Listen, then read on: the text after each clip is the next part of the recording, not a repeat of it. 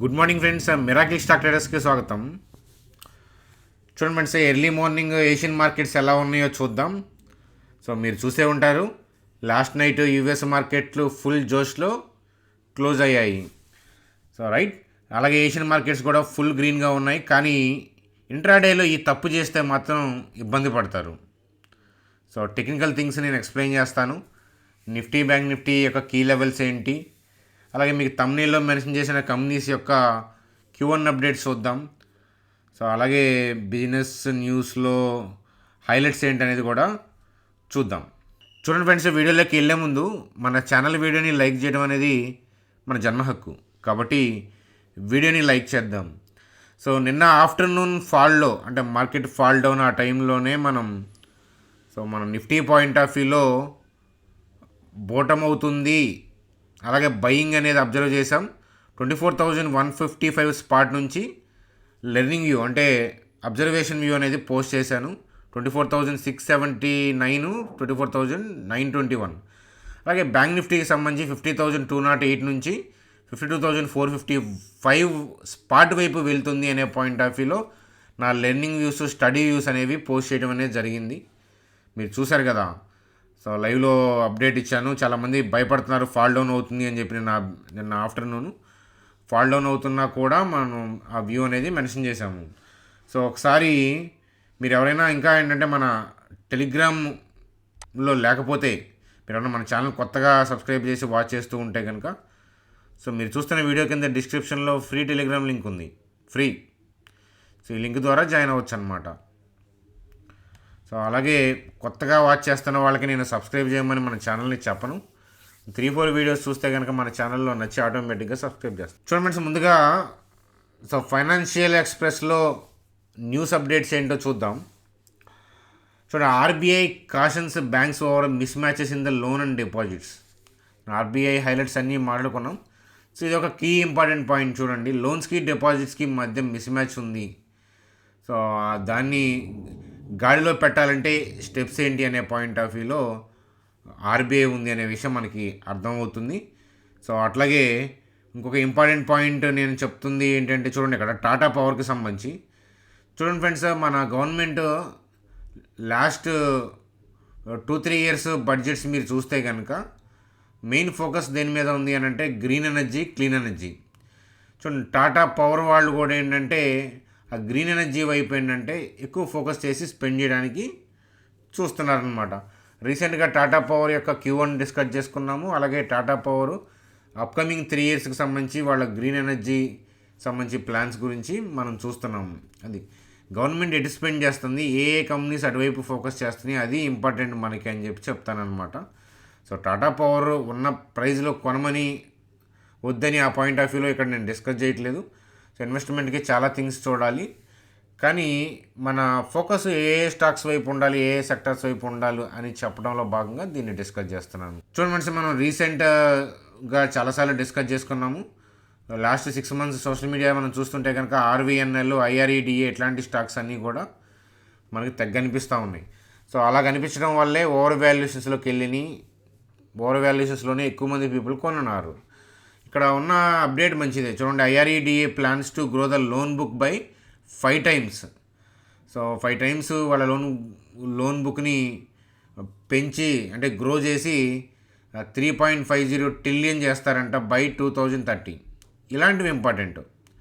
Breakout వచ్చిందా, supporter, రెసిస్టెన్సా, open ఇంట్రెస్టా, ఏం జరుగుతుంది, ఇట్లాంటివి కాదు. సో మనం ఇన్వెస్ట్మెంట్ వేరు, ట్రేడింగ్ వేరు. ట్రేడింగ్కి టెక్నికల్ థింగ్స్, ఇన్వెస్ట్మెంట్కి ఏంటంటే ఇలా కంపెనీ ఏంటి, కంపెనీ బిజినెస్ ప్లాన్స్ ఏంటి, అప్కమింగ్ 10 ఇయర్స్లో కంపెనీ ఎక్కడికి వెళ్ళచ్చు, వాళ్ళ ప్లాన్స్ ఏంటి, వాళ్ళ ప్లాన్స్ ప్రకారం వాళ్ళు ఎగ్జిక్యూట్ చేస్తున్నారా లేదా అనేది కంటిన్యూగా వాచ్ చేస్తూ మేనేజ్మెంట్ కామెంటరీని అబ్జర్వ్ చేస్తూ మనం చెక్ చేసుకుంటూ ఉండాలి. ఓన్లీ కామెంటరీ చూసి బ్లైండ్గా కూడా నమ్మకూడదు అనమాట. సో IREDA ప్లాన్స్ బాగున్నాయి. చూడండి ఫ్రెండ్స్, IREDA, RVNL ఇట్లాంటి స్టాక్స్ని పట్టుకోవాలంటే ఇండివిజువల్గా ఎప్పుడన్నా ఒక క్వార్టర్స్ డిప్ అయినప్పుడు పీపుల్ అంతా ప్యానిక్ అయ్యి సెల్ ఆఫ్ చేస్తూ ఉంటారు. అప్పుడు అండర్ వాల్యుయేషన్స్లో మనం స్టడీ చేసుకోవచ్చు. అట్లాంటప్పుడు మనం ఫోకస్ చేయొచ్చు అని చెప్పి చెప్తాను. చూడండి ఫ్రెండ్స్, నిఫ్టీ యొక్క థింగ్. సో మనం ఏషియన్ మార్కెట్స్ కింద ఒక్కసారి చూస్తే కనుక ఏషియన్ మార్కెట్స్ అన్నీ కూడా ఫుల్ జోష్లో ఉన్నాయి. దానికి కారణం ఏంటంటే లాస్ట్ నైటు సో యుఎస్ మార్కెట్కి సంబంధించి ర్యాలీ. సో యుఎస్ మార్కెట్లో ఎందుకని సో అంతలా ర్యాలీ అయ్యాయి అని అంటే వీక్లీ జాబ్లెస్ డేటా వచ్చింది. సో వీక్లీ జాబ్లెస్ క్లెయిమ్ అనేది చూస్తే కనుక తగ్గింది. సో ఇది అన్ఎంప్లాయ్మెంట్ డేటాతో రష్యన్ వరీస్ అనుకున్న వాళ్ళు కాస్త ఈ వీక్లీ జాబ్లెస్ క్లెయిమ్ డేటాతో ఏంటంటే చల్లబడ్డారని చెప్పచ్చు. అందువల్ల స్ట్రెంతీ బయింగ్, షార్ట్ కవరింగ్ అనే కాదు, స్ట్రెంతీ బయింగ్ కూడా మనం యుఎస్ మార్కెట్లో అబ్జర్వ్ చేసాం. సో అలాగే డౌ జోన్స్ ఫ్యూచర్ ఇప్పుడు న్యూట్రల్గా కనిపిస్తూ ఉంది. సో నెగిటివ్ అయితే కాదు కదా. సో హెవీ బయింగ్ వచ్చింది యుఎస్ మార్కెట్లో క్లోజింగ్లో కూడా. డౌ జోన్స్ ఫ్యూచర్ అయితే న్యూట్రల్ టు పాజిటివ్, స్లైట్ పాజిటివ్గా ఉంది. అలాగే మన ఏషియన్ మార్కెట్ చూస్తే కనుక పచ్చబొట్టేసినాయి.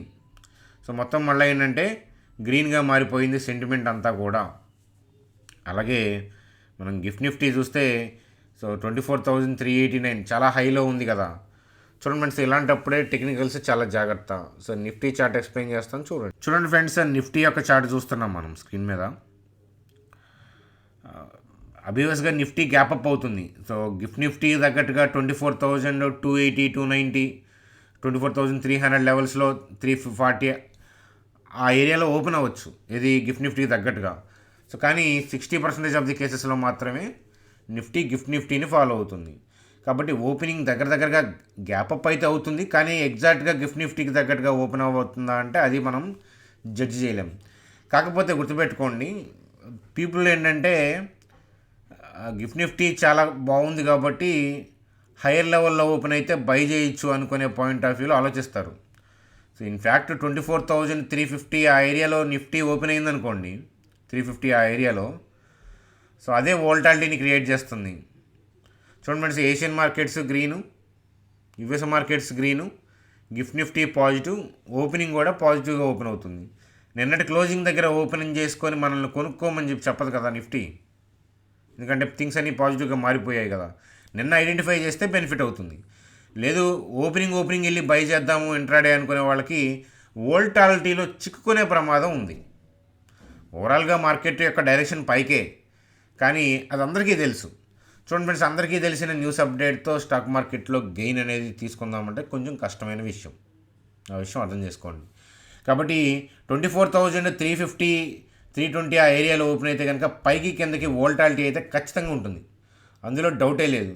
సో ఎప్పుడైనా గుర్తుపెట్టుకోండి, ఇంట్రాడేలో మంచి ఆపర్చునిటీ అంటే ప్రీవియస్ క్లోజింగ్ దగ్గరలో మార్కెట్ ఓపెన్ అయ్యి మీకు ట్రెండ్ ఎడిపోతుందో తెలిస్తే అప్పుడు బెనిఫిట్ అవుతుంది.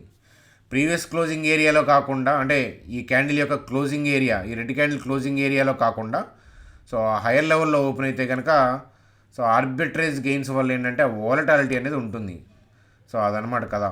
కాబట్టి నేనేమంటానంటే 24,350, 340 ఆ ఏరియాలో ఓపెన్ అయితే డిప్ అయితే by and dips point of వ్యూలో ఆలోచిద్దాము. ఆ అప్డేట్ని ఇంట్రాడే పాయింట్ ఆఫ్ వ్యూలో నా స్టడీ వ్యూస్ని పోస్ట్ చేస్తాను, టెలిగ్రామ్ గ్రూప్లో పోస్ట్ చేస్తాను. సో ఇంతకీ మీరు టెలిగ్రామ్ గ్రూప్లో మెంబర్సే కదా. అది అలాగే ఏంటంటే మనం చెప్పే థింగ్స్ అవన్నీ అడ్వాన్స్గా ఉన్నాయి కదా. Advance in the sense advance logic అని కాదు, ఒక డే ముందు ఉండటానికి కానీ మార్కెట్ డైరెక్షన్ని ముందు ఐడెంటిఫై చేయడానికి ట్రై చేస్తున్నాం కదా.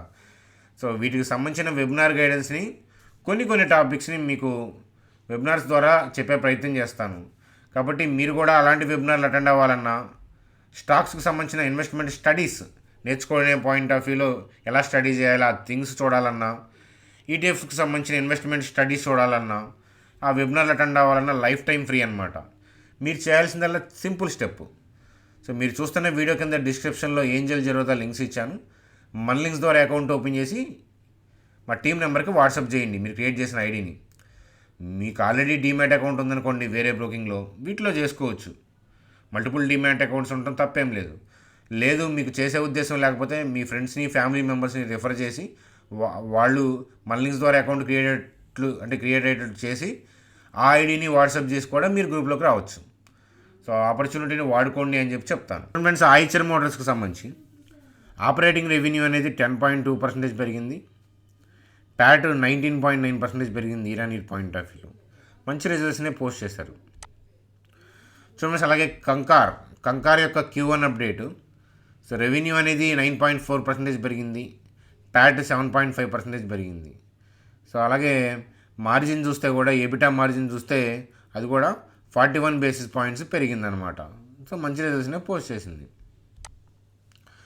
చూడండి అలాగే page industries so Q1 update operating revenue అనేది 3.7% పెరిగింది, ప్యాట్ 4.3% పెరిగింది. చూడండి అలాగే ముంబై రబ్బర్ ఫ్యాక్టరీ MRF యొక్క మనకి Q1 అప్డేట్ చూద్దాం. ఆపరేటింగ్ రెవెన్యూ 11% పెరిగింది, ప్యాట్ 3% డిప్ కొట్టింది. నెగిటివ్ అని అనుకోవద్దు అనమాట. సో ఎప్పుడైనా సరే ఒక కంపెనీని మీరు నెగిటివ్ పాజిటివ్ అని చూడాలంటే ఓవరాల్ ఇయర్లీ రెవెన్యూ చూడాలి. ఇదేముందో సింగిల్ క్వార్టర్ కదా. ఓవరాల్గా ఫినాన్షియల్ ఇయర్ యొక్క రెవెన్యూ ఏంటి, ఆ ప్రాఫిట్స్ ఏంటి, మార్జిన్ ఏంటి, ఎలా గ్రో అయిందో చూడండి. అలాగే ఏదైనా డిప్ వస్తే ఆ సెక్టర్లో పీర్స్తో కంపేర్ చేస్తే ఎలా పర్ఫార్మెన్స్ ఉందో చూడండి. అలాగే కారణాలు ఏంటో కూడా చూడండి. దాన్ని బట్టి మనం స్టడీ చేయొచ్చు. అదనమాట, అలాంటివి పనికొస్తాయి మనకి అని చెప్పి చెప్తానమాట. చూడండి friends, bank Nifty point of వ్యూలో సో ఆల్రెడీ 50,200 దగ్గర ఉన్నప్పుడే మనం బయింగ్ అనే పాయింట్ ఆఫ్ వ్యూలో చెప్పుకున్నాం. సో ఎప్పుడైనా గుర్తుపెట్టుకోండి, టర్నింగ్ని ఐడెంటిఫై చేస్తే దాని మజా వేరు. అలాగే ఏంటంటే టర్నింగ్ని ఐడెంటిఫై చేస్తే ఏంటంటే అందరికన్నా ఒక స్టెప్ ఒక్క అడుగు ముందు ఉంటాం కాబట్టి సో మనకి హ్యూజ్ గెయిన్స్ అనేవి ఉంటాయి అన్నమాట. సో కాబట్టి బ్యాంక్ నిఫ్టీ ఆల్రెడీ టర్న్ అవుతుందని మనం నిన్నే చెప్పాము. సో అప్కమింగ్ అంటే ఈ రోజు గురించి మాట్లాడట్లేదు, ఓవరాల్గా ఏంటంటే 51,142 వైపు వెళ్తుంది, అలాగే 52,455 వైపు వెళ్తుందన్నమాట. సో ఇక్కడికి వెళ్ళాక కాస్త స్లో అవ్వచ్చు, 51,142 దగ్గర కాస్త స్లో అవ్వచ్చు.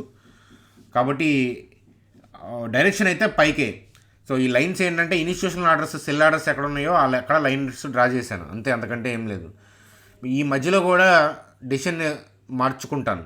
ఎప్పుడు బ్రాడ్ వ్యూలో ఏదైనా చేంజ్ ఉన్నా, అన్ఎక్స్పెక్టెడ్ థింగ్స్ ఏదైనా జరుగుతున్నా, అవి అన్ఎక్స్పెక్టెడ్ థింగ్స్ ఇప్పుడు మనం ఎక్స్పెక్ట్ చేయలేం కదా, అవి రన్నింగ్లో చూడాలి. ఇప్పుడు నిన్న బోటం అవుతుంది, నిన్న మధ్యాహ్నం 12 తర్వాత ఐడెంటిఫై అయింది. సో కానీ నిన్న బోటం అవుతుందనే విషయం లాస్ట్ సండే కానీ, మొన్న మండే కానీ, వెన్స్డే కానీ, సో నిన్న మార్నింగ్ 9 PM కూడా 9:15 కూడా మనకు ఆ విషయం తెలియదు కదా. రన్నింగ్లో థింగ్స్ కావాలంటే టెలిగ్రామ్ చూడండి అనమాట, అదనమాట. సో చూడండి, మనం ప్రీ మార్కెట్, పోస్ట్ మార్కెటే కాదు, లైవ్ మార్కెట్ అప్డేట్స్ చాలా చాలా ఇంపార్టెంట్. ఎందుకంటే మార్కెట్ అనేది లైవ్లోనే అవైలబిలిటీ ఉంటుంది కాబట్టి. సో అందువల్లే మన ఛానల్లో టెలిగ్రామ్ ద్వారా అప్డేట్ ఇస్తాను. కాబట్టి డైరెక్షన్ ఇప్పటికైతే కనుక ప్రజెంట్ పైకే వెళ్తుంది. ఓపెనింగ్ హైయర్ లెవెల్లో ఉండి డిప్ కొడతా వోల్టాలిటీ ఉండొచ్చు, అది ఇంట్రాడే. ఓవరాల్ డైరెక్షన్ అనేది పైకే. కాబట్టి ఇవి అప్కమింగ్ టార్గెట్స్గా మారే అవకాశాలు ఉన్నాయి, అటువైపు అయితే వెళ్తుంది. సో టెలిగ్రామ్ ఫాలో అవుతూ ఉండండి అని చెప్పి చెప్తాను. సో వీడియో మీద మీ అభిప్రాయాలు కామెంట్ సెక్షన్లో తెలియజేయండి. ఎంతమంది మార్నింగ్ వీడియోస్ ఇంట్రెస్ట్ ఉంది, ఎంతమంది ఇంట్రాడే పాయింట్ ఆఫ్ వ్యూలో మార్కెట్ని అబ్జర్వ్ చేస్తూ ఉన్నారో కామెంట్ సెక్షన్లో తెలియజేయండి. ప్రతి ఒక్కళ్ళు కామెంట్ చేస్తారని ఆశిస్తూ బాయ్ ఫ్రెండ్స్. మనం టెలిగ్రామ్ గ్రూప్లో అప్డేట్స్తో కలుద్దాం.